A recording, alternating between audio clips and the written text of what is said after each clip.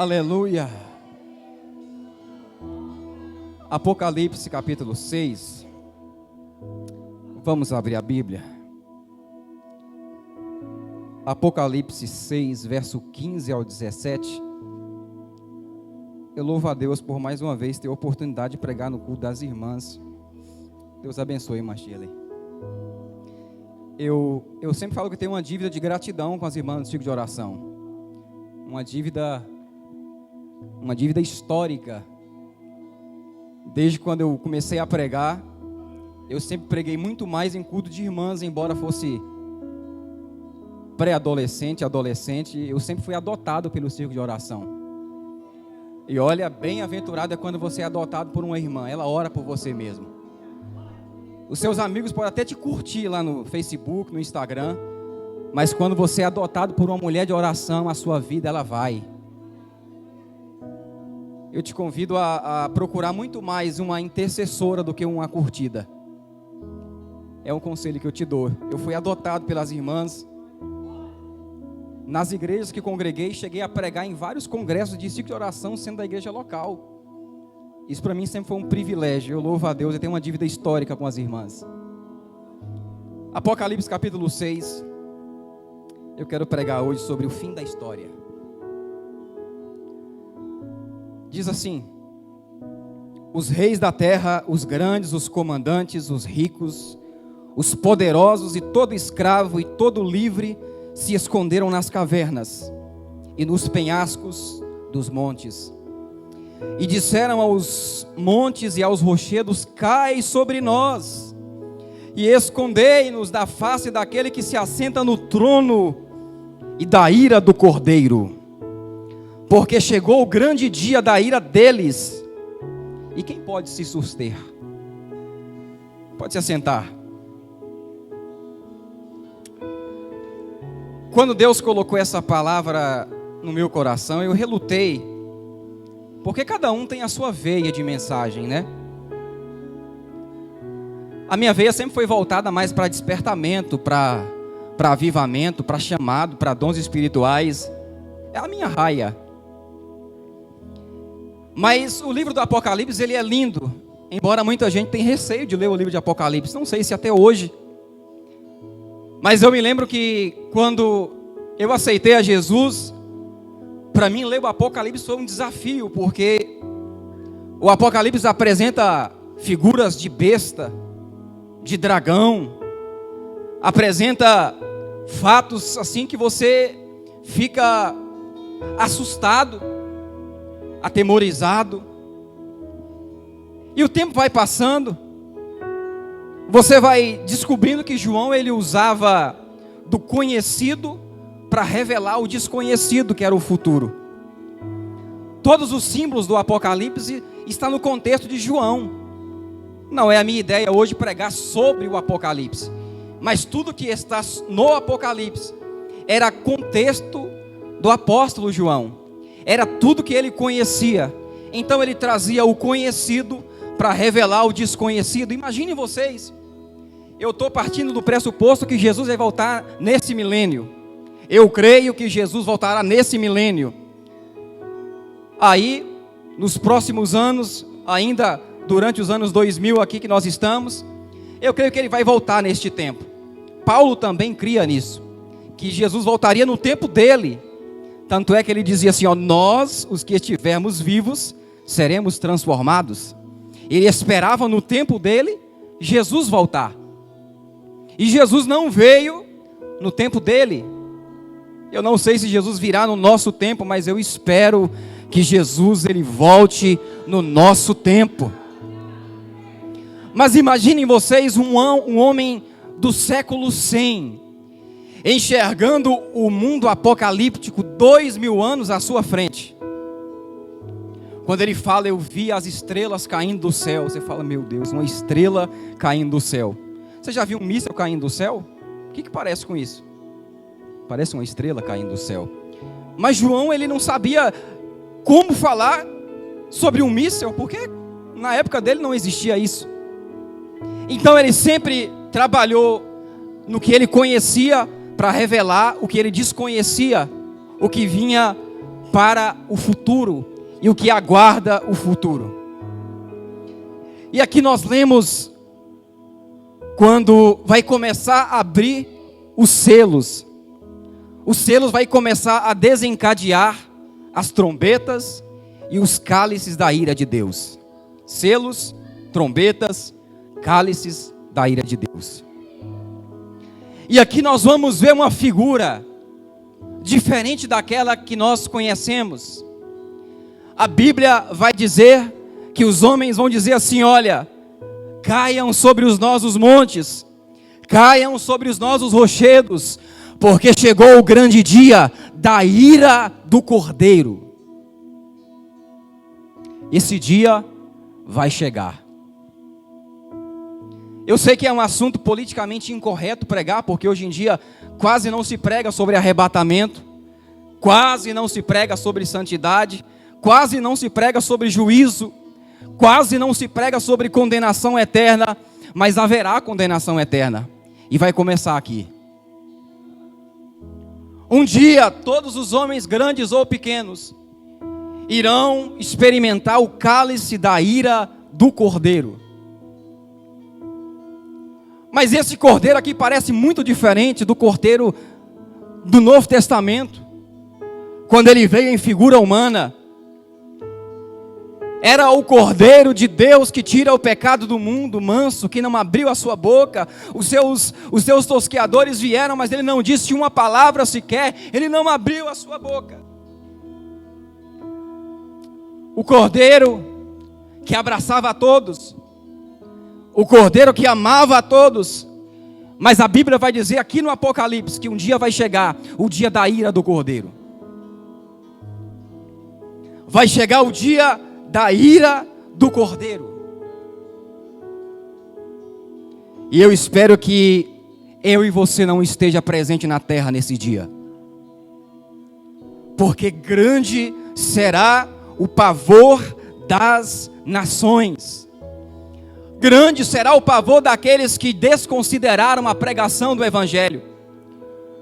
Muitas serão as dores daqueles que congregavam numa igreja, que levantavam a sua mão em adoração, mas não serviam a Ele em espírito e em verdade.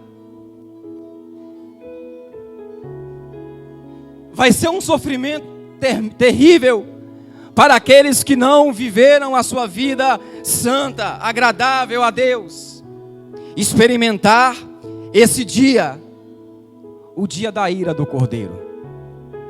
Mas eu creio que eu e você que estamos aqui essa noite, nós já estaremos no céu nesse dia. Nós já estaremos lá. Eu quero abrir um parênteses aqui rapidinho, porque muita gente que estuda o livro de Apocalipse, eu sei que você vai estudá-lo, eu sei que se você ainda não estudou, vai estudá-lo profundamente.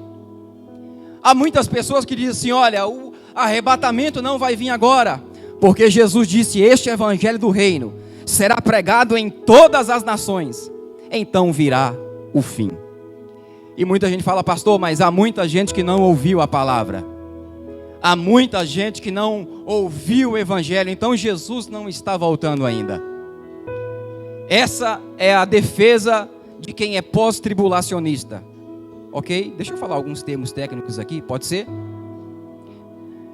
Existem algumas visões do Apocalipse: pré-tribulacionista, mesotribulacionista e pós-tribulacionista. Tem outros, mas eu vou ficar nesses três. Eu creio que todo assembleano que acompanhou revista de escola bíblica dominical, quem acompanhou isso aqui? Ainda tem raiz aqui, hein? Eu creio que a maioria de nós somos pré-tribulacionistas. Acredita que Jesus virá, aliás, Jesus nos arrebatará num abrir e fechar de olhos. E aí depois vai entrar a grande tribulação, e aí a história escatológica continua.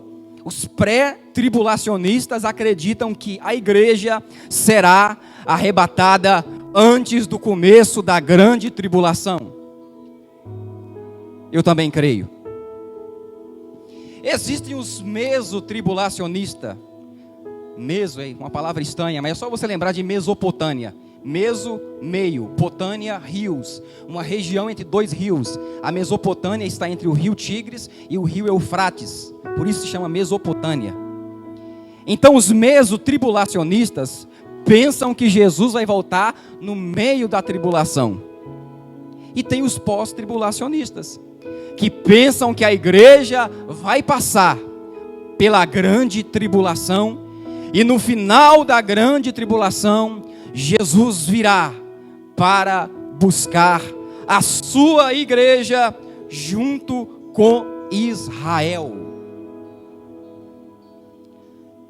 E por que nós somos pré-tribulacionistas? Nós somos porque existem alguns fatores na palavra que nos fazem acreditar nisso. Inclusive, a igreja primitiva, ela acreditava na iminência do arrebatamento.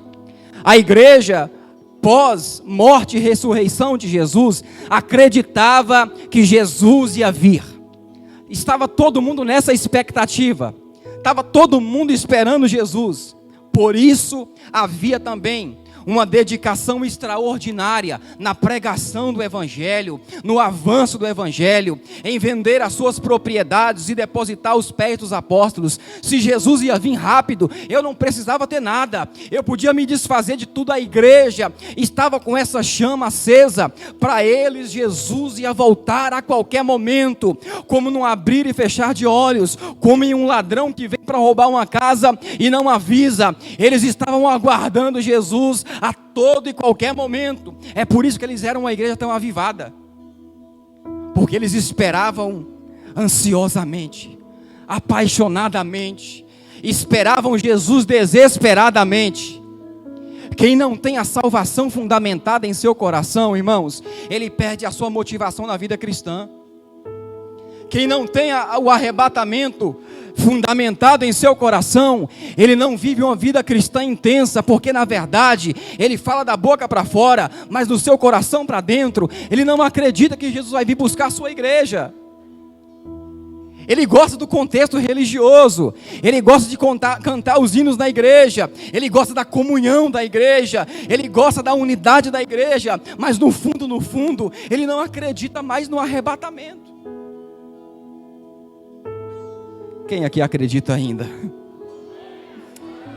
Eu ainda creio. Eu ainda creio. Paulo, ele escreveu aos Tessalonicenses,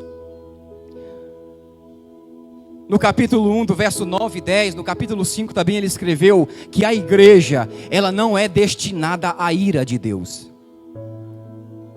Então nós cremos que a igreja não sofrerá a ira de Deus, porque Paulo escreveu isso. A Bíblia vai dizer também, quando Jesus fala à igreja de Filadélfia, Apocalipse 3 e 10, ele fala que vai livrar a igreja da grande tribulação que virá sobre a terra. Aleluia, aleluia, ele vai livrar. É o que João escreveu no Apocalipse para a igreja de Filadélfia. Apocalipse de 1 a 3, a Bíblia usa a palavra igreja 19 vezes, quando escreve as cartas às igrejas ali da Ásia. Mas do capítulo 3 ao capítulo 22, a palavra igreja não é mais mencionada. E muitos estudiosos então acreditam que a igreja não passará pela grande tribulação, porque ela não é mais mencionada a partir dali.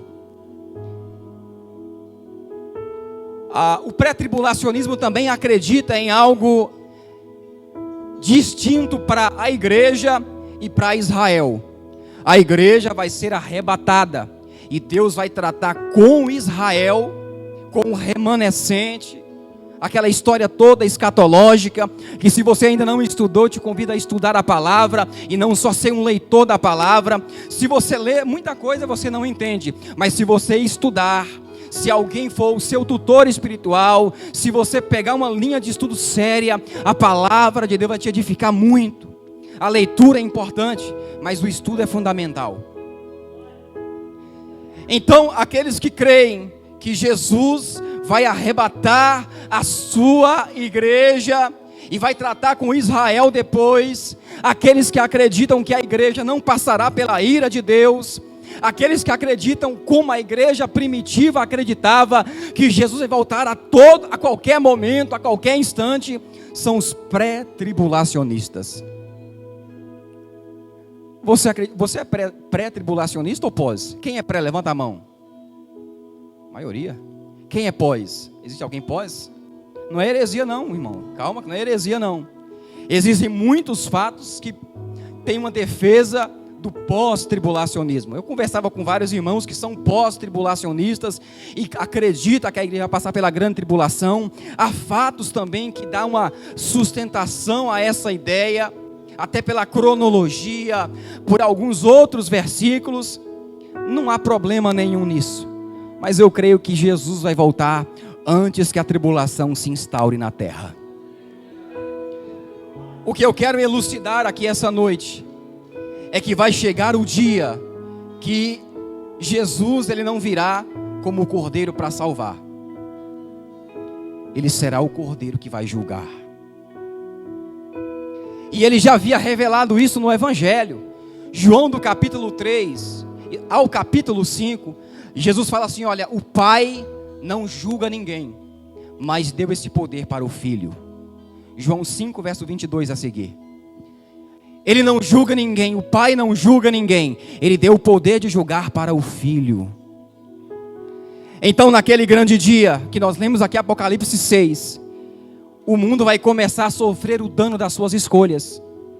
Aqueles que rejeitaram o Evangelho, aqueles que renunciaram à palavra, aqueles que tiveram todas as chances e todas as oportunidades de aceitarem Jesus como Salvador e não aceitaram Ele como Salvador.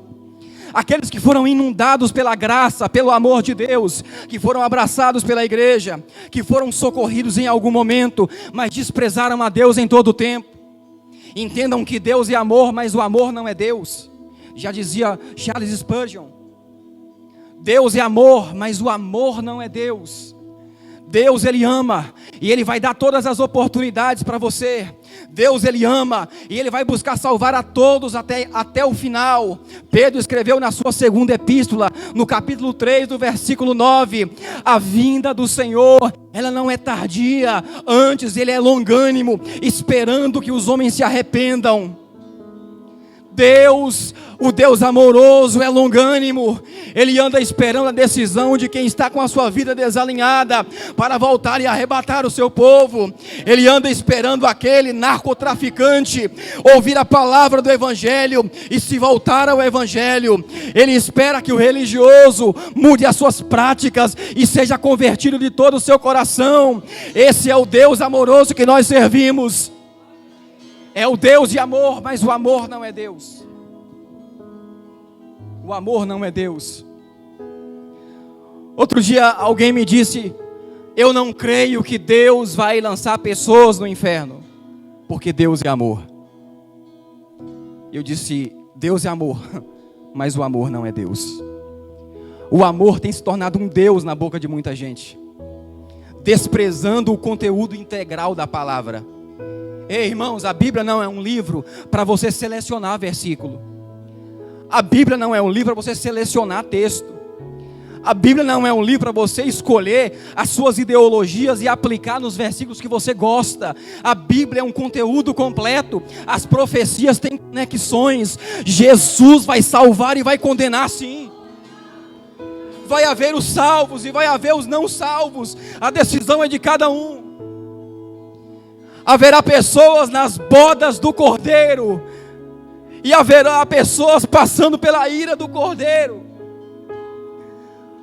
Haverá pessoas entrando para o estado eterno, com alegria, com júbilo, com coroa da vida. E haverá pessoas indo para a eternidade, viver longe de Deus também pelos séculos dos séculos. Existe céu e também existe inferno. Mas Deus é aquele Deus. Vocês já estiveram em um sótão que você visita poucas vezes, e você chega lá dentro e tem um passarinho, e você quer que ele saia. Você abre uma janelinha para ele sair, e você procura tocar ele, afugentar ele, Você primeiro é delicado, fala, passarinho sai. E ele fica lá, voa de um lado, voa para o outro. Você de repente começa a jogar coisa nele. Pega um objeto, joga, para ver se ele sai pela janela. E ele não sai, você grita. Você pega uma vassoura, tenta conduzir ele à saída, e ele não sai pela saída. E aí você tem que ir embora, fechar a porta e deixar ele ficar lá dentro, até que o calor faça ele desvanecer aos poucos. Deus é esse Deus querendo tocar o passarinho para fora. Deus é esse Deus querendo fazer os homens verem a porta do céu aberta e entrarem por ela. Mas os homens resistem. Os homens acham que ele é injusto. Os homens acham que ele não quer o bem. Os homens acham que é a pregação de uma igreja apenas trazendo uma verdade religiosa. Mas Deus está dizendo, há uma porta no céu aberta. Há uma porta no céu aberta. Saia, saia antes que você morra. É assim que Deus faz com muita gente que está resistindo ao Evangelho. Ele está dizendo, saia, saia, porque senão você vai morrer aí dentro, na caixa da prostituição, da falta de fé.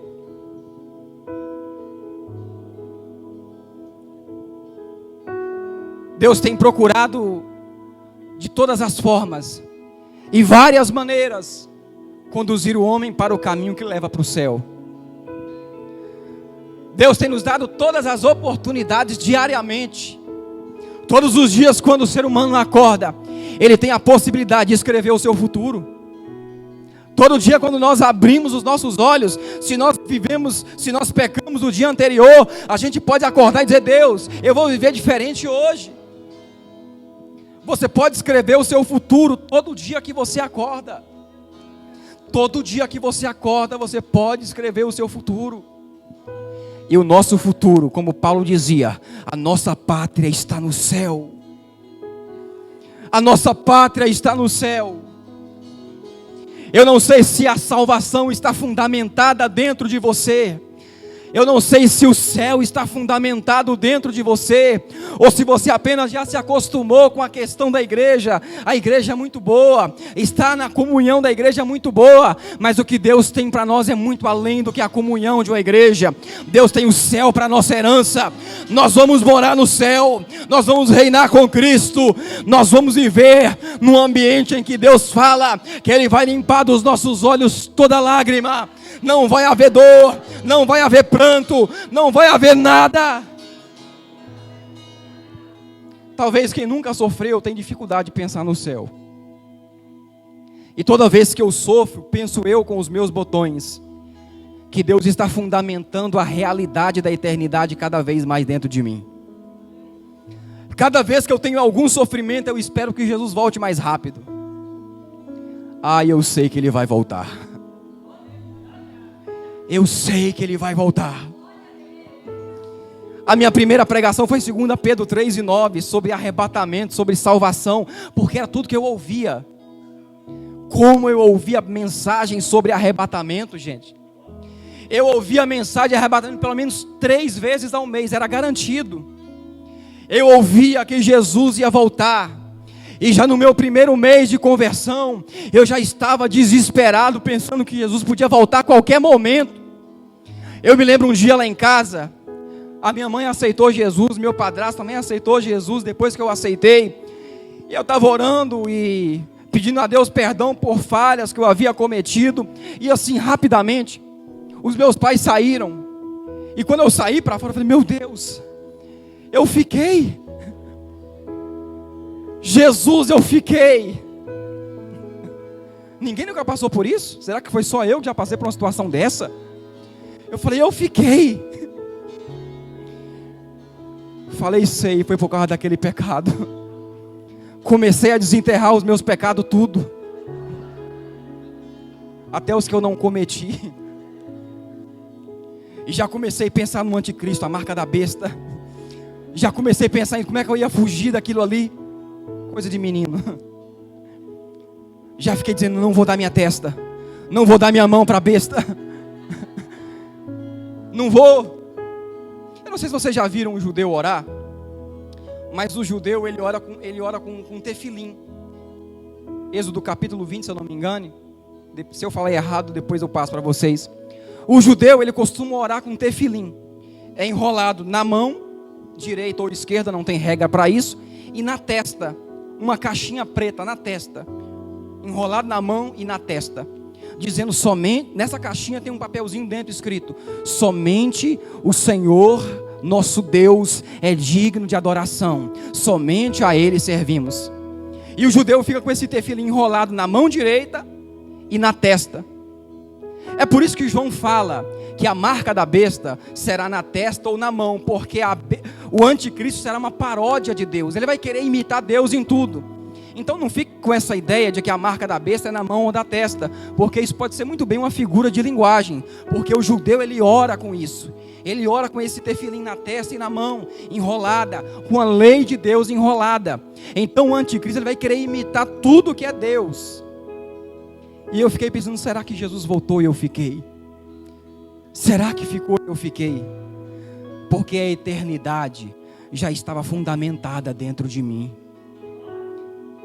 Irmãos, eu creio, não é nenhum estudo, não é nenhum estudioso que falou isso aí, mas eu acredito que muita gente depressiva dentro da igreja, não vou dizer todos, mas muita gente depressiva dentro da igreja, é porque não tem a eternidade fundamentada dentro dele.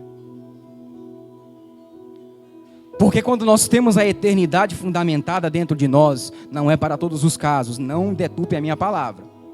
Quando nós temos a eternidade fundamentada dentro de nós, nós somos como Paulo.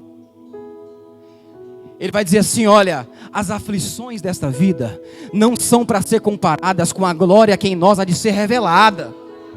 Porque ainda que esse homem exterior se corrompa, seja machucado, corromper aqui não é pecar. Corromper aqui é perder a vida, é se deteriorar. Ainda que esse homem aqui interior esteja com marca de pedras, porque ele era apedrejado. Ainda que esse homem exterior aqui esteja com marca de paulada, porque ele sofria pauladas. Ainda que esse homem exterior aqui esteja ficando velho, o homem interior se renova todo dia. Porque o que é eterno não envelhece. O que é eterno não fica velho. Quem tem a eternidade fundamentada dentro dele, pode passar pelo que for. Ele sabe que as aflições dessa vida estão passando, porque Jesus está voltando. Tem gente que cai em depressão. Tem gente que se afunda em depressão porque parece que não sabe mais no que crer. Repito, não é para todos. Mas tem gente que parece que não crê mais no que Jesus falou. Voltarei para vós. Ele falou, vou preparar-vos lugar. Tem gente que prefere mais falar sobre psicologia do que eternidade. E eu não desconsidero a psicologia, é importantíssima. Eu estou dizendo que a nossa geração parece que parou de crer em arrebatamento. Parece que parou de crer na salvação, no estado eterno, na eternidade. Ei, meu irmão, você pode estar sofrendo a maior dificuldade da sua vida. Nós podemos estar chorando, lágrimas de encher um balde, mas um dia tudo isso vai passar. Vai passar, vai passar.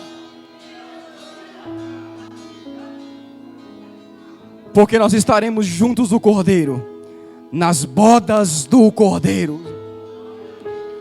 O mundo vai estar sendo arruinado, porque rejeitaram a palavra.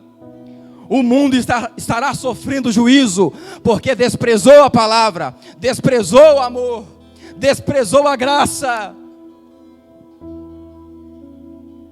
Paulo já escrevia aos Romanos, capítulo 1, verso 18 a seguir, que a ira de Deus se revela já contra o homem agora.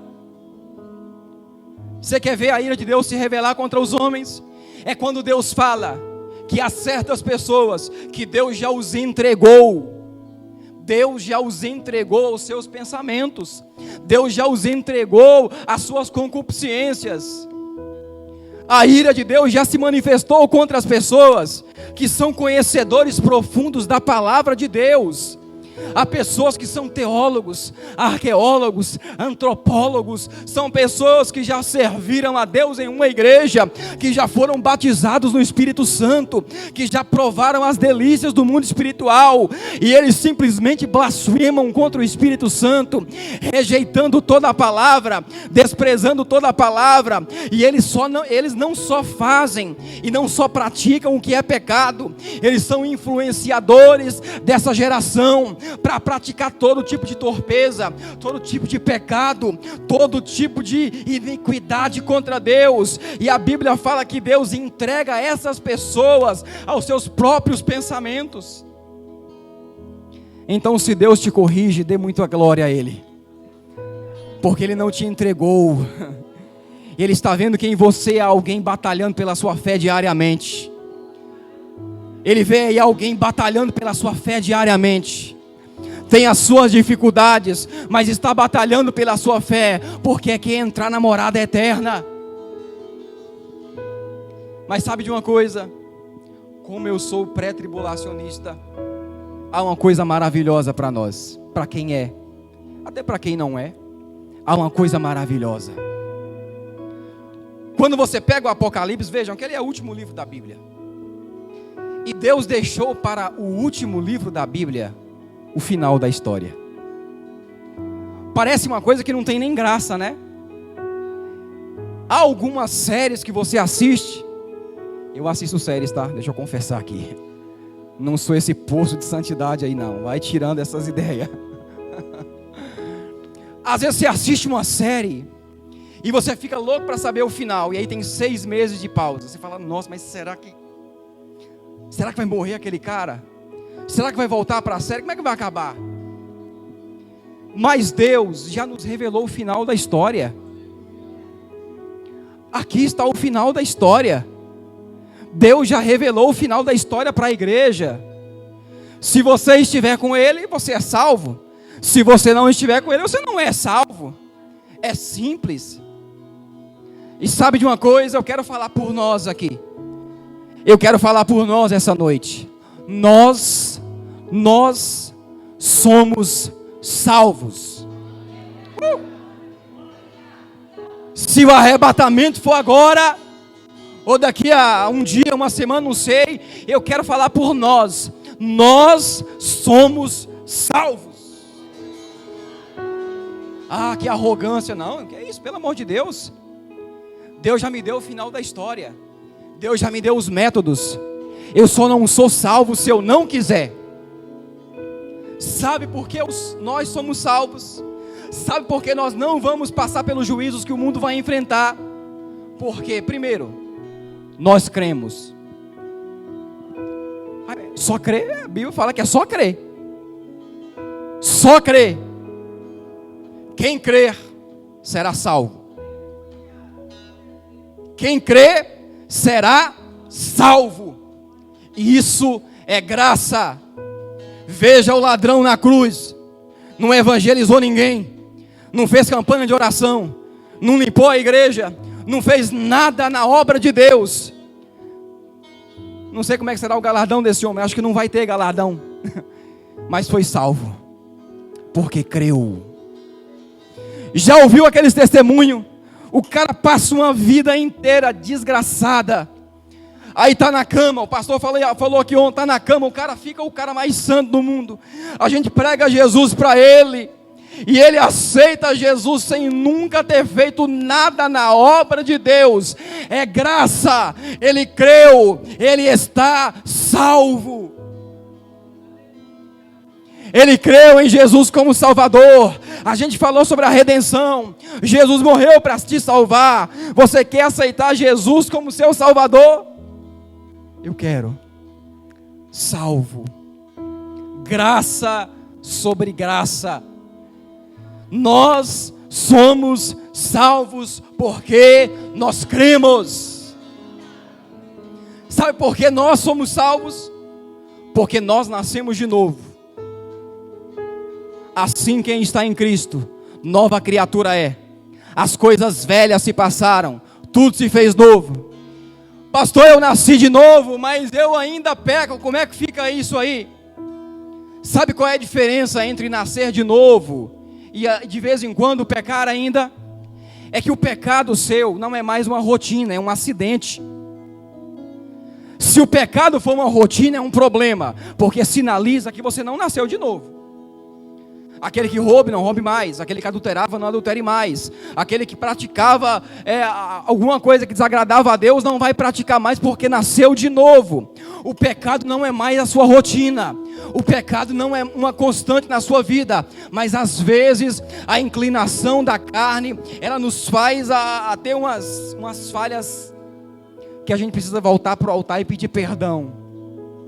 Mas o pecado não é a nossa rotina. Porque nós nascemos de novo.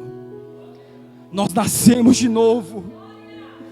Nós estamos como a luz da aurora, brilhando, brilhando, até ser um dia perfeito.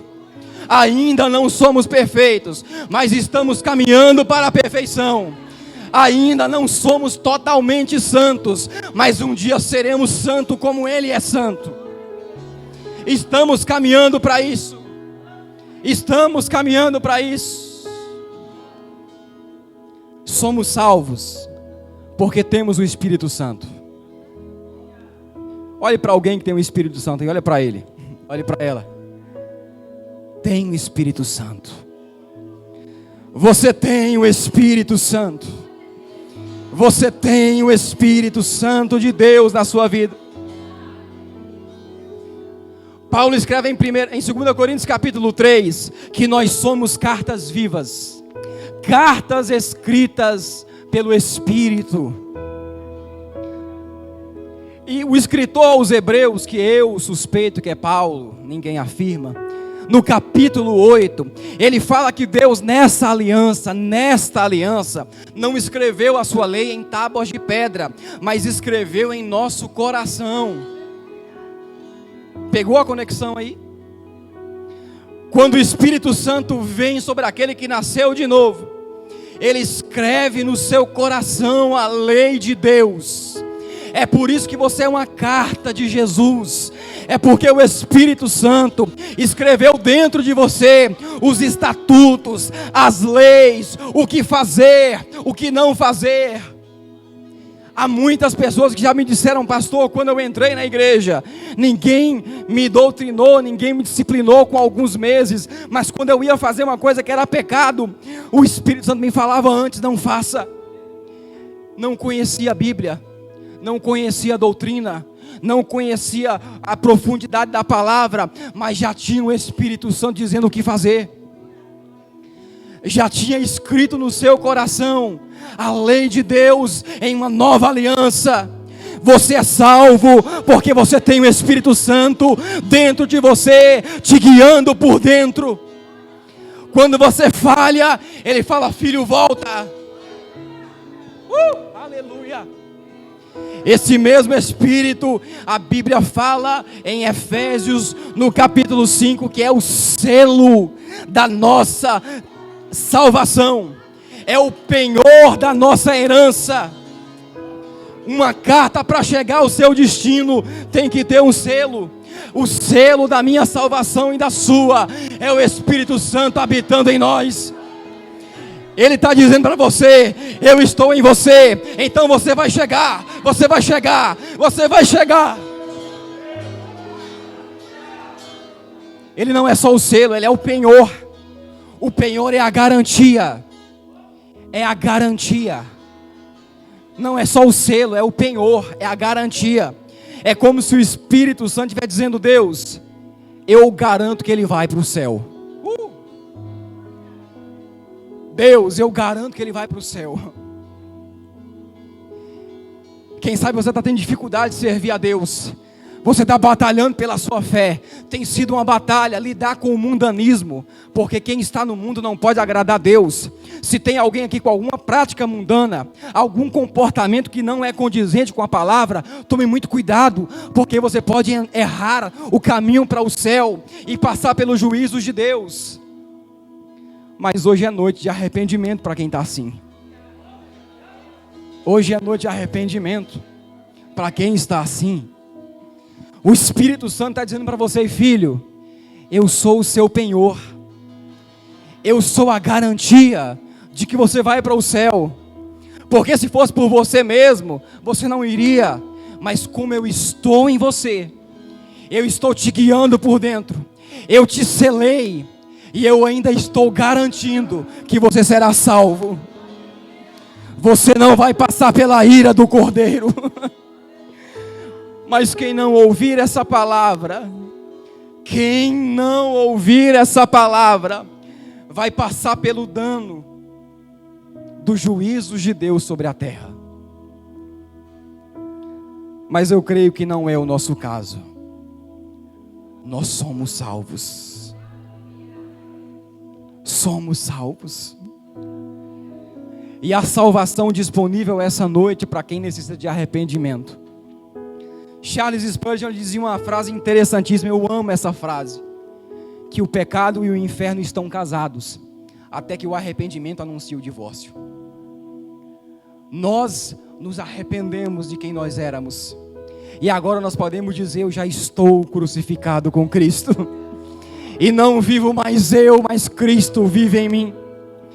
Nós somos uma carta de Deus aqui na terra. É por isso que nós somos salvos. Só quem é salvo, fica de pé. Pastor, mas falar sobre um Deus irado é politicamente incorreto. Jesus é amoroso. Tome cuidado com isso. Porque a Bíblia é um livro que não pode selecionar texto. Ela é completa. Existe salvação para quem é salvo. E existe condenação para quem não recebeu a salvação. Mas Deus é tão amoroso, sabe de uma coisa? Que o problema de Deus nunca foi com um pecado exatamente. Espera um pouquinho aí. O problema de Deus, para quem não for salvo, na verdade não é com o pecado que ele cometeu, mas com o perdão que ele rejeitou. Todo dia o perdão está disponível. É por isso que os homens serão indesculpáveis naquele dia. Naquele dia ninguém vai poder falar nada, porque todo dia havia perdão disponível e graça disponível, mas eles rejeitaram todos os dias. A natureza proclamava a glória de Deus, mas muita gente rejeita todo dia. O problema de Deus não é com o pecador, é com o mal incorporado. Entende isso? Não é só pecado, é mal incorporado. É mal incorporado. Deus é aquele Deus, conforme já disse um pregador em uma ilustração. Deus está apontando para o pecado, para destituir o pecado, para matar o pecado. Só que muitas vezes o pecado está dentro do homem, então o homem acabará sendo acertado também. Mas há uma graça de Deus disponível aqui essa noite. Porque como Pedro escreveu, Deus não quer que nenhum se perca, senão que todos venham ao arrependimento. Eu não sei se a eternidade está fundamentada dentro de você, porque é um perigo quando a eternidade não está fundamentada nos crentes. Quando ele pensa que a igreja é só um clube social, para cantar, para brincar, e ele não espera mais essa tão grande salvação. A mensagem que eu estou dizendo para você aqui essa noite é que Jesus está voltando para salvar ou para condenar quem rejeitar a sua palavra. Há dois caminhos: a porta é estreita e poucos são os que passam por ela, e a porta larga. Por onde você vai entrar? A boa notícia, já te disse para você aqui essa noite, a boa notícia é que eu e você somos salvos. Você pode levantar a sua mão e dar glórias a Deus.